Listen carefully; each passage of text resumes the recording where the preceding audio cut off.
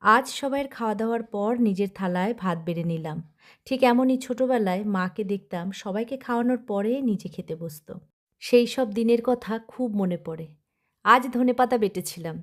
সেটা দিয়ে ১ম এ খেলাম। ধনেপাতা বাটা দিয়ে যখন ভাত খাচ্ছি, মনে হলো আজ আর অন্য কোনো পদের দরকার ছিল না। এই দিয়ে পুরো ভাত খাওয়া হয়ে যেত। কুমড়ো আমার ভীষণ প্রিয়।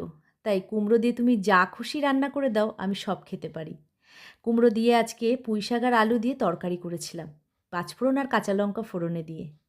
গা মাখা করে এই মিষ্টি, মিষ্টি করে একটু তরকারিটা করি, এত ভালো খেতে হয় না? রুটি দিয়েও খেতে পারবে, ভাত দিয়েও খেতে পারবে। আলু ফুলকপি দিয়ে সরপুঁটি মাছের ঝোল করেছিলাম। মাছ এত টাটকা ছিল তাই ঝোলের স্বাদও কিন্তু খুব ভালো হয়েছিল। আর টমেটো তেঁতুল দিয়ে অল্প করে চাটনি করেছিলাম, যেটা পাতের পাশে নিয়ে খেতে আমি ভীষণ ভালোবাসি। মায়ের সেই দিনগুলোর সাথে আজ আমারও মিল। কেমন লাগলো তোমাদের? ভালো লাগলে লাইক, কমেন্ট, শেয়ার, সাবস্ক্রাইব